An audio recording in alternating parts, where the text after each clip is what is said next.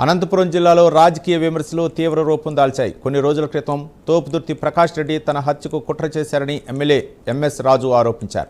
తన కులాన్ని కించపరిచే విధంగా మాట్లాడారని విమర్శించారు. రెడ్డి సామాజిక వర్గం గురించి తాను మాట్లాడలేదని స్పష్టం చేశారు.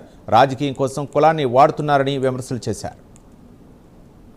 కేవలం ఉనికి కోసం వైఎస్ఆర్ కాంగ్రెస్ పార్టీలో ఉనికిని కోల్పోయి ఫ్రస్ట్రేషన్లో ఉన్నటువంటి ఒక వ్యక్తి కేవలం నారా లోకేష్ గారిని మాట్లాడితే లేదా గౌరవ ముఖ్యమంత్రి గారిని మాట్లాడితే ఉనికిలో ఉంటాను, వైఎస్ఆర్ కాంగ్రెస్ పార్టీ గుర్తిస్తుందనేటువంటి భ్రమల్లో నారా లోకేష్ గారి మీద, శాసనసభ్యుల మీద అసత్యపు ఆరోపణలు చేయడం జరిగింది. సత్యసాయి జిల్లా తెలుగుదేశం పార్టీ అధ్యక్షుడిగా మా యువనేత నారా లోకేష్ గారి మీద అసత్యపు ఆరోపణలు చేస్తే ఖండించాల్సినటువంటి బాధ్యత, తిరుగుబాటు చేయాల్సినటువంటి బాధ్యత, మాట్లాడాల్సినటువంటి బాధ్యత ఒక పార్టీ జిల్లా అధ్యక్షుడిగా నాకుంది.